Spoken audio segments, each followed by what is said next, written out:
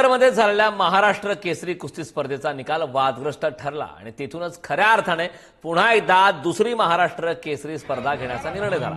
आमदार रोहित पवार यांच्या पुढाकारातून कर्जतमध्ये भक्ती शक्ती या नावाने महाराष्ट्र केसरी कुस्ती स्पर्धेचं आयोजन करण्यात आलं।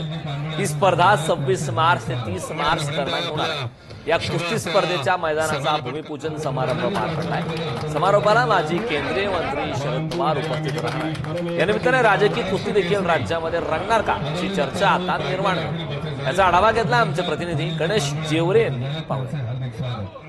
महाराष्ट्र कुस्तीगीर परिषदेच्या वतीनं अहिल्यानगर जिल्ह्यातील कर्जत येथे पुन्हा एकदा महाराष्ट्र केसरीचा थरार या ठिकाणी रंगणार आहे। आपण जर या ठिकाणी पाहिलं तर माझ्या पाठीमागील बाजूमध्ये या ठिकाणी आपण जर पाहिलं तर आज या महाराष्ट्र केसरी कुस्ती स्पर्धेचं या ठिकाणी मैदानाचं भूमिपूजन होत आहे।